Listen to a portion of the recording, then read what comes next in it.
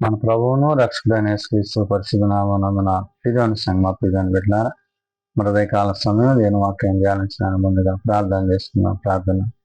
కృపగల తండ్రి, దయగల మా యేసయ్య, బంగారు పాదాలకు లెక్కలేని వందనాలు, స్తుతులు, స్తోత్రములు. గతించిన రాత్రి అంతా నీ రెక్కల చాటును కాచి కాపాడి సంరక్షించిందేమో మరి కాల సమయం సజ్జ లెక్కన చేరి ప్రార్థించనగా వాక్యమైన వాక్యం ద్వారా నాకు మాతో మాట్లాడి మీరే మహిమాగంత ప్రభావాలు పొందమని వేస్తున్నామని అడుగుతున్నాం తండ్రి. ఆమెన్. ప్రియని సంగమ ప్రియని వెళ్ళ నిర్గమకు ఏర్పాటు చెందిన వాక భాగము రిక్తము తరువాతి 13 ఆదివారం కొరకు ఏర్పాటు చేయబడిన సువార్త వాక్య భాగము లూకా సువార్త 10వ అధ్యాయము 23 నుంచి 37 వచనముల విధంగా రాయబడినవి. రిక్తము తరువాతి 13 ఆదివారం కొరకు ఏర్పాటు చేయబడిన సువార్త వాక్య భాగము లూకా సువార్త 10వ అధ్యాయము 23 నుంచి 37 వచనములు ఈ విధంగా రాయబడినవి. అప్పుడు ఆయన తన శిష్యుల వైపు తిరిగి, మీరు చూచుతున్న వాటిని చూచుకొనులు ధన్యములైనవి. అనేక మంది ప్రవక్తలను రాజులను మీరు చూచుచున్నవి చూడగొరియు చూడకయు వినగొరియు వినకయు ఉండిరని మీతో చెప్పుచున్నానని ఏకాంతమందు వారితో అనెను.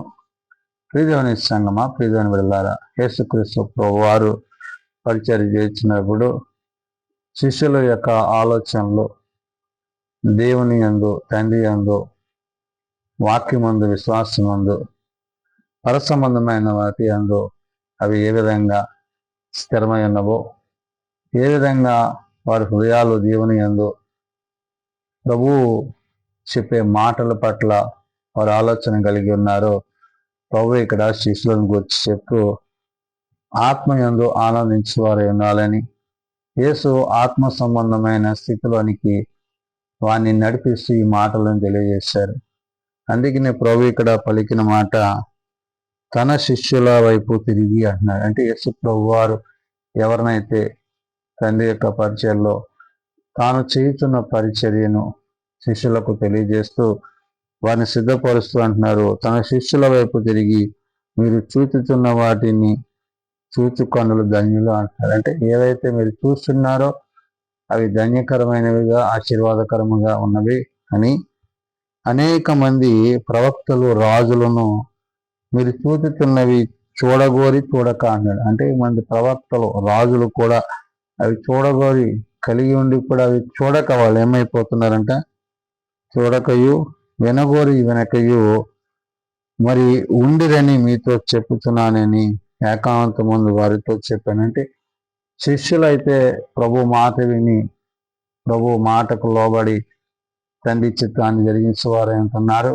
కానీ మరి ఈ యొక్క ప్రవక్తలను గురించి, రాజులను గురించి ప్రభు ఇక్కడ మాట ఏంటంటే వారు గ్రహింపక లోకమందు లోకాశల యందు వారు నిలిచి ఉన్నారు కాబట్టి వారి ఆత్మలో లేనివారై ఉన్నారని ప్రభు అక్కడ వారి శిష్యులను గురించి సంబోధిస్తూ, ఇదిగో ఇవన్నీ ప్రభు వారికి చెప్తున్నప్పుడు ఒక ధర్మశాస్త్ర దర్శకుడు వచ్చి ప్రభువుని ప్రశ్నిస్తున్నాడు. ఏమని?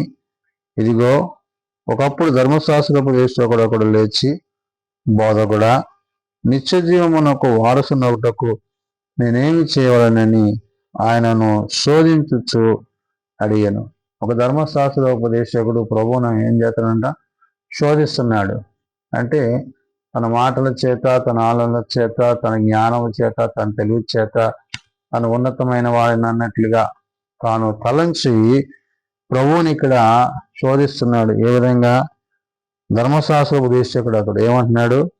బోధకుడా అని ప్రభువుని బోధిస్తూ నిత్య జీవనకు వారసునొకటకు నేనేం చేయాలి, నేను నిత్య జీవనం పొందాలంటే ఏం చేయాలి అని అడుగుతూ ఆయనను శోధిస్తున్నాడు. అంటే తన హృదయంలో ఏదైతే తాను కలిగి ఉన్నాడో దానిని వెల్లడిపరచక ప్రభు యొక్క మాటలను అంగీకరించక తాను ప్రవర్తిస్తూ ఈ మాటలు మాట్లాడంటున్నాడు. అందుకు ఆయన ప్రభు అంటున్నారు, ధర్మశాస్త్రం అందు ఏమి వ్రాయబడి ఉన్నది? ప్రభు ఏమంటున్నారు? ధర్మశాస్త్రం ఏమి రాయబడి ఉంది, నీవేమి చదువుతున్నావని అతను అడిగారు. ప్రభు అంటున్నారు, ధర్మశాస్త్రంలో ఏమి రాయబడి ఉంది, నువ్వేమి చదువుతున్నావని అతన్ని అడిగారు. అంటే నువ్వు ధర్మశాస్త్రాన్ని మరి బట్టి నీవు జీవిస్తున్నావు కాబట్టి, ఎందుకంటే నువ్వు ధర్మశాస్త్రోపదేశకుడవు, అంటే ధర్మాన్ని నీతిని జరిగించేవాడు ఉన్నావు కాబట్టి అని ప్రభు ప్రశ్నించినప్పుడు అతడు నీ దేవుడైన ప్రభువును నీ పూర్ణ హృదయముతోనూ, నీ పూర్ణ మనస్సుతోనూ, నీ పూర్ణ శక్తితోనూ, నీ పూర్ణ వివేకముతోనూ ప్రేమింపవలననియు, నిన్ను వలె నీ పొరుగు వారిని ప్రేమింపవలననియు రాయబడి ఉన్నదని చెప్పాను. అంటే అతను అంటున్నాడు ఏమని ప్రభుతో, నీ దేవుడైన ప్రభువును, అంటే ఎవరైతే నువ్వు సేవిస్తున్నావో ఆయన పూర్ణ హృదయంతో మరి ప్రేమించాలని, అదే రీతిగా నీ పూర్ణ మనస్సుతో, నీ పూర్ణ శక్తితో, నీ పూర్ణ వివేకముతో, అంటే దేవుని పట్ల నువ్వేం కలగా ఉండాలా, ముందు హృదయాన్ని నీ దేవుని మందు, నీ దేవుడైన ప్రభువు నందు పూర్ణ హృదయాన్ని నువ్వు కలిగి ఉండాలి, పూర్ణ మనస్సు కలిగి ఉండాలి, పూర్ణ శక్తి కలిగి ఉండాలి, పూర్ణ వివేకం కలిగి ప్రేమించాలి. వీటితో పాటు మళ్ళీ ఏమై ఉండాలంట, నిన్ను వల్ల నీ పొరుగు వారిని ప్రేమ వలన నీ వ్రాయబడి ఉన్నదని మరి ప్రభుతో ఆ యొక్క ధర్మశాస్త్ర ఉపదేశకుడు చెప్పాడు. చెప్పినప్పుడు అందుకు ఆయన నీవు సరిగానే ఉత్తరం ఇచ్చితివి, అలాగే చేయమని అప్పుడు జీవించదు అని అతనితో చెప్పాను. ప్రభు ఇక్కడ ఆ ధర్మశాస్త్ర ఉపదేశకునికి చెప్తున్న మాట ఏంటంటే, నువ్వు చక్కగా చెప్పావు కాబట్టి నువ్వు ఏదైతే చెప్పావో అవన్నీ కూడా నీవు పాటించు. నువ్వు పాటించినప్పుడు తప్పకుండా నీవు ఏమవుతావు, జీవించదవు అన్నాడు. అంటే నీవు జీవించాలంటే ఇవన్నీ కూడా నీవు కలిగి ఉండాలి అనే విషయాన్ని ప్రభు అక్కడ ధర్మశాస్త్రోపదేశం చెప్పాడు. అయితే తాను నీతిమంతుడనైనట్లు కనుపరుచుకొనగోరి అతడు అన్నాడు. అంటే అతడు ఏమైపోయాడు, ఇప్పుడు తాను నీతిమంతుడిగా, తాను ధర్మశాస్త్రోపదేశకుడు కాబట్టి తాను చాలా తెలివైన వాడిని, జ్ఞానవంతుడిని, భక్తిపరుణ్ణి, అన్నీ నేను కలిగి ఉన్నానన్నట్టుగా తాను తలంచి అటు అన్నాడు. అయితే అతడు తాను నీతిమంతుడైనట్లు కనపరుచుకొని కోరి అతడు అవును గాని నీ పొరుగువాడని యేసుని అడిగాను. మళ్ళా ఏమంటున్నాడు, ఇవన్నీ పాటిస్తాను అని చెప్తూ నీ పొరుగువాడు ఎవడు అనే విషయాన్ని మళ్ళీ ప్రభువుని ప్రశ్నిస్తున్నాడు. అంటే ఈ పొరుగువాడు ఎవరు అనే విషయము తను తిరగక, తను నీతిమంతుడిగా ఎలాగైపోయాడో తాను తెలుసుకోనక మాట్లాడుతూ తన అజ్ఞాన స్థితిలో తాను జీవిస్తున్నాడనే విషయాన్ని ఇక్కడ ప్రభు గుర్తు చేశాడు. అందుకు యేసు ఇట్లను, అయితే నిన్ను వలె అంటే నీ పొరుగువాడు, తన పొరుగువాడు ఎవడు అనే విషయాన్ని ప్రభుని అడిగినప్పుడు ఆ పొరుగువాడిని గురించి ప్రభు ఇక్కడ ఒక ఉపమానం చెప్తున్నారు. ఏమని, అందుకు యేసు ఇట్లను, ఒక మనుష్యుడు యెరూషలేము నుండి యెరికో పట్టణానికి దిగి వెళ్తా చుండగా దొంగలు అతని చేతిని చిక్కెను. వారు అతని పట్టుకొని దోచుకొని అతన్ని కొట్టి కొడతో తన కొన ప్రాణముతో విడిచిపోయారు. మరి ఇక్కడ యెరూషలేము నుంచి యెరికో పట్టణానికి పోతున్న ఒక వ్యక్తి, యెరూషలేము ఉన్నతమైన స్థలముల నుంచి యెరికో పట్టణానికి తాను వెళ్తున్నప్పుడు తన ప్రయాణంలో జరిగిన ఈ పరిస్థితుల్లో కొందరు దొంగలు అతని మీద దాడి చేసి అతన్ని కొట్టి అతన్ని హింసించి కొన ప్రాణంతో అతన్ని విడిచిపెట్టి వెళ్ళిపోయారు. అప్పుడు ఒక యాజకుడు ఆ త్రోవను వెళ్ళుట తటస్థించెను. అయితే ఆ పరిస్థితులు అక్కడ పడి ఉన్నప్పుడు ఒక యాజకుడు ఆ త్రోవను వెళుతూ అతన్ని చూచి ప్రక్కగా పోయాడు. ఆ యాజకుడు ఏం చేశాడంటే పట్టించుకోకుండా ఆ పడి ఉన్న వ్యక్తిని వెళ్ళిపోయాడు.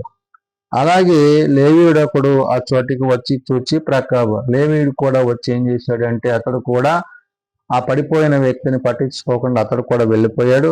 అయితే ఒక సమరయుడు ప్రయాణం అయిపోవచ్చు అతడు పడి ఉండట చూచి చోటికి వచ్చి అన్నాడు. అంటే ఒక సమరయుడు మాత్రం ఏం చేశాడంటే అతడు పడి ఉన్న ప్రదేశానికి వచ్చి అతన్ని చూచి అతని మీద జాలిపడి దగ్గరకు పోయి నూనెయు ద్రాక్షారసమును పోసి అతని గాయాలను కట్టి తన వాహనం మీద ఎక్కించుకొని ఒక పూటకోనవాడి ఇంటికి తీసుకొని పోయి అతన్ని పరామర్శించాడు. ఇక్కడ ఈ సమరయుడు ఏం చేశాడంటే ఆ పడిపోయిన వ్యక్తి ఎవరైతే కొన ప్రాణంతో మరి వేదంలో ఉన్నాడో ఆ వ్యక్తిని తీసుకుని అతని గాయాలను కట్టాడు, అతనికి ద్రాక్షారం పోసాడు, అతన్ని బలపరిచి తన యొక్క గుర్రం మీద అతన్ని ఎక్కించుకొని ఒక పూటకోలవాని ఇంటికి తీసుకెళ్లి అతన్ని అక్కడ పెట్టాడంట. అక్కడ అంటున్నాడు, తన వాహనం మీద ఎక్కించుకొని పూటకోలవాని ఇంటికి తీసుకొని పోయి అతన్ని అక్కడ పరామర్శించాడంట. ఆ పూటకోలవాని యొక్క అతన్ని గురించి ఏం చేశాడంటే, మరునాడు అతను అంటున్నాడు, మరునాడు అతడు 2 దేనారములు తీసి ఆ పూటకోలవానికి ఇచ్చి ఇతన్ని పరామర్శించు, నేను ఇంకేమైనా ఖర్చు చేసిన నేను మరలా వచ్చినప్పుడు అది నీకు తీర్చేదనని అతనితో చెప్పిపోయినాడు. అంటే ఇక్కడ ఏమంటున్నాడు, ఈ యొక్క సమరయుడు, ఒకవేళ ఇతనికి ఏమైనా నువ్వు ఖర్చు పెడితే గనక నేను మరలా తిరిగి వస్తాను కదా, అప్పుడు నేను దానిని నీకు తిరిగిస్తాను అని చెప్పి అతని సంరక్షణ బాధ్యతను ఇక్కడ అతనికి ఈ యొక్క పూటకోళ్ళ వానికి ఈ సమరయుడు అప్పచెప్పాడు. అంటే మరి ఇక్కడ ఈ యొక్క ధర్మదాసోపదేశుడు ప్రభువుని ఏదైతే అడిగారో, ఎవరు నిన్ను వలె నీ పొరుగు వారిని ప్రేమించాలి అంటే ఎవరు అనే విషయాన్ని అడిగారో, ఆ ప్రేమించే విషయాన్ని గురించి ప్రభు ఇక్కడ ఈ సందర్భాన్ని గుర్తు చేసి చెప్పి అంటున్నాడు, కాగా దొంగల చేతిలో చిక్కిన వానికి ఈ ముగ్గురులో ఎవరు పొరుగువాడాయనని నీకు తోచుతున్నదని యేసు అడుగగా అతడు అతని మీద జాలి పడినవాడు అనెను. అయితే ఇక్కడ ప్రభు అడుగుతున్నాడు, మరి ఇక్కడ ఈ ముగ్గురు వ్యక్తుల్లో మరి ఎవరు అతని పట్ల మరి సహాయం చేశారు పొరుగువాడని అడిగినప్పుడు వెంటనే అతను అంటున్నాడు, అతని మీద జాలి పడిన సమరయుడు అనే విషయాన్ని ప్రభువు చెప్పాడు. అంటే తను అర్థం చేసుకున్నాడు, గ్రహించాడు. నిన్నువలని పొరుగువాడనే విషయంలో ప్రభు అతనికి ఆ విషయాన్ని చెప్పినప్పుడు అందుకు యేసు నీవు వెళ్ళి అలాగే చేయమని అతనితో చెప్పుమనేను. అంటే అతని యొక్క ఉద్దేశం, ఆలోచనలు ఏంటంటే తాను నీతిమంతుడినని, భక్తిపరుణ్ణని అన్ని చేసేస్తానని అనుకుంటున్నాడు. కానీ తను చేయాల్సిన పని ఇంకా ఉంది. ఏంటంటే సహాయం చేయాలి, ఇతరుల పట్ల ప్రేమ కలిగి ఉండాలి, ఇతరుల పట్ల జాలి కలిగి ఉండాలి. అప్పుడు తన భక్తిని బట్టి, తన విశ్వాసతను బట్టి దేవుడు తను ఆశీర్వదించిన విషయాన్ని అతడు గ్రహించాడు. ఆ విధంగా ప్రభు ఇక్కడ ఈ మాటలు ఎందుకు చెప్తున్నారంటే, మనము భక్తిపరులంగా విశ్వాసులుగా ఉండటమే కాదు, ఇతరుల పట్ల ఎలాగైతే నిన్ను వలె నీ పొరుగు వారిని ప్రేమించమని ప్రభు చెప్పారో ఆ బాధ్యత కూడా మనం కలిగి ఉండాలని పరిశుద్ధాత్మ దేవుడు భక్తుడైన లూకా ద్వారా ఈ మాటలను తెలియజేస్తున్నాడు. ప్రార్థన చేసుకుందాం. ప్రార్థన. ప్రేమ నమ్మకం కలిగిన మా తండ్రి, కృప కలిగిన దేవ, నీ వాక్యమును బట్టి, నీ చిత్తమును బట్టి మేము జీవించుటకు, ప్రవర్తించుటకు మాకు నేర్పించండి. ఏది మేలైనదో, ఏది ఉన్నతమైనదో, ఏది ఉత్తమైనదో అయా నీ వాక్యం ద్వారా అలనాడు నాయన మంచి సమరాన్ని గురించిన సమాచారాన్ని మాకు తెలియజేశారు. కాబట్టి నాయన నీ యందు, నీ ప్రేమ యందు నిలిచి నిన్ను వలె నీ పొరుగు వారిని ప్రేమించే స్థితి మేమందరం కలిగినటకు సహాయం దయచేయమని వాక్యమైన దేవుడు వాక్యం ద్వారా మాతో మాట్లాడమని అడుగుతున్నాం. శరీరధారిగా, ఆత్మధారిగా మమ్మల్ని స్థిరపరిచి, బలపరిచి నీ కృపయందు ముందుకు నడిపించండి. ఏది మేలైనదో, ఏది ఉత్తమమైనదో, ఏది ఉన్నతమైనదో చేపట్టుటకు నీ సన్నిధి మాకు అనుగ్రహించండి. చిన్నబిడ్డలు, యవనులు, పెద్దలు, వృద్ధులు ప్రతి వాని తరగతులు చొప్పున ఆశీర్వదించి దీవించి మీరు ఎక్కల చాటును బలపరచమని, మీ సన్నిధి తోడు దయచేయమని యేసునామమున అడుగుతున్నాం తండ్రి. ఆమేన్. పరలోకమందున్న మా తండ్రి, నీ నామం పరిశుద్ధపరచబడుగాక, నీ రాజ్యం వచ్చుగాక, నీ చిత్తం పరలోకమందు నెరవేర్చినట్లు భూమి మీద నెరవేరుగాక. నాడు మాకు దయచేయండి. మరి అలా ప్రార్థన చేసిన వారిని మేము క్షమించిన ప్రకారం మా ప్రార్థనలను క్షమించండి.